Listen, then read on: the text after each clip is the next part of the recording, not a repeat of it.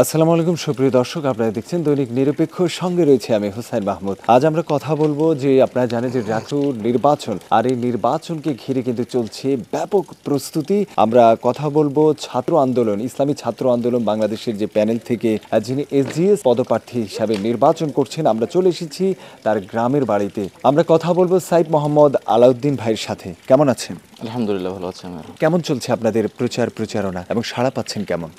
আমাদের প্রস্তুতি অনেক আগ থেকে আমাদের নেওয়া হচ্ছে এবং প্রচারণার যে কাজ আমাদের 26 তারিখ অফিসিয়াল প্রচারণা যেদিন শুরু হয়েছে সেদিন থেকে আমরা আমাদের কার্যক্রম শুরু করে গত 3 দিন যাবত আমাদের বিভিন্ন হলে এবং হচ্ছে একাডেমিক এরিয়ার যে নিচে যে জায়গাগুলো যেখানে শিক্ষার্থীরা আড্ডা দেয়, বসে থাকে বা ঘোরাফেরা করে, সেখানে আমরা আমাদের প্রচারণা কার্যক্রম চালিয়েছি। এরপর হচ্ছে এর মধ্যে আমরা 3টা হলে গিয়েছি। মুক্তিযোদ্ধা জিয়াউর রহমান হল, সায়েন্স ফ্যাকাল্টির 2টা হল, শহীদুল্লাহ হল এবং ফজলুল হক মুসলিম হলে, এবং হচ্ছে জগন্নাথ হল। এই কয়েকটা হলে আমরা গত 3 দিনে প্রচারণা চালিয়েছি। আলহামদুলিল্লাহ তারা প্রত্যেকেই ইসলামী ছাত্র আন্দোলন বাংলাদেশের কার্যক্রম সম্পর্কে যারা অবগত এবং হচ্ছে ইসলামী ছাত্র বাংলাদেশ কেমন ধরনের কার্যক্রম পরিচালনা করে এবং আমাদের ব্যক্তিত্ব কেমন এবং আমরা ব্যক্তিগুলো কেমন, এটা সম্পর্কে যারা অবগত আছে তারা তো মানে যখন তাদের কাছে দাওয়াতটা নিয়ে যাচ্ছে তখন তারা খুব সাদরে গ্রহণ করছে। এর বাইরে যারা জানে না বা যারা খুব বেশি খোঁজখবর রাখার রাজনীতি সম্পর্কে বা রাজনৈতিক মাঠ সম্পর্কে খোঁজখবর রাখার সুযোগ হয় না বিভিন্ন ব্যস্ততার কারণে, তাদেরকে যখন আমরা আমাদের ভিশনগুলো এবং আমরা কি করতে চাই বা আমরা কি করতে পারবো সেই বিষয়গুলো সম্পর্কে যখন আমরা তাদেরকে জানাচ্ছি তখন তারা আমাদেরকে খুব ভালোভাবে নিচ্ছে। ছোট একটা উদাহরণ দিই, আমি সেটা প্রায় জায়গায় আমরা এই ঘটনার কথা বলে আসতেছি। সেটা হচ্ছে গত কয়েকদিন আগে, গত সপ্তাহে আমরা কার্জন হলে একটা ভিডিও শুটের জন্য গিয়েছিলাম। তখন সেখানে অপ্রত্যাশিতভাবে অর্থাৎ আনইনটেনশনালি কয়েকজন শিক্ষার্থীর সাথে দেখা হয়েছে, প্রায় 10 থেকে 12 জনের সাথে।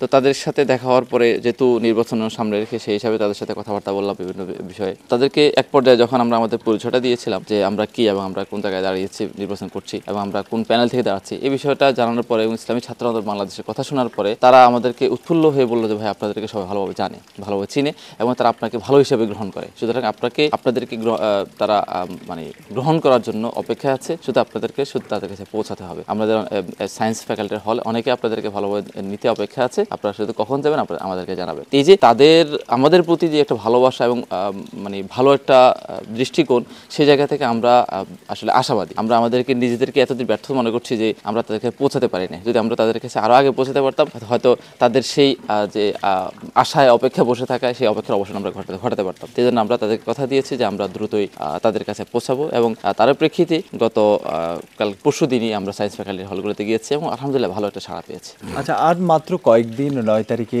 যে নির্বাচন, এই নির্বাচনকে ঘিরে অনেকেই তো দাঁড়িয়েছেন, কিন্তু মাত্র ভিপি হবেন একজন, আর বাকিরা তো, আপনার কতটুকু আশাবাদী?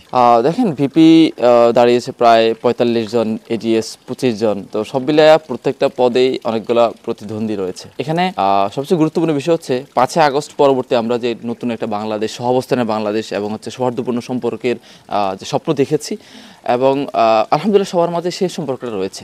তো সেই জায়গা থেকে যে কোনো একজন বিজিত হবে, সেটা শিক্ষার্থীরা গ্রহণ করবে যে তার জন্য কোন ব্যক্তিটা যদি বিজিত হয় তাদের পার্সপেক্টিভটা বেশি ভালোভাবে সার্ভ করবে। সেই জায়গা থেকে প্রত্যেকেই যোগ্য, প্রত্যেকেরই ভালো একটা মিশন রয়েছে। তো এখানে শিক্ষার্থীরা আসলে সিদ্ধান্তটা গ্রহণ করবে সে কাকে বিজিত করবে। এখন সেখানে আমাদের ভিপি ইয়াসিন ভাই বিজিত হোক কিংবা অন্য কোনো সংগঠনের বিজিত হোক, এখানে বিজিত হওয়ার পরে অন্যরা গা ছাড়া ভাব দিয়ে সরে যাবে কিংবা ক্যাম্পাস সম্পর্কে বেখবর হয়ে যাবে, এমনটা কারো ভিতরে কাজ করছে না। সবাই চিন্তা করছে বিজিত যেই হোক ক্যাম্পাসটা আমার, বিজিত যেই হোক আমি শিক্ষার্থীদের প্রতিনিধি। সুতরাং সে জায়গায় ক্যাম্পাস, শিক্ষার্থী, পরিবেশ এবং শিক্ষার যে পরিবেশ নিশ্চিত করার জন্য সবাই তার জায়গা থেকে কাজ করবে ইনশাআল্লাহ। এখানে বিজিত হলেই কাজ করবে, পরাজিত হলে সে এখানে খোঁজখবর রাখবে না, এমন ধরনের চিন্তা ভাবনা কিংবা কোনো ধরনের কোনো ধরনের ভাব আমি কারোর মধ্যে দেখি নাই।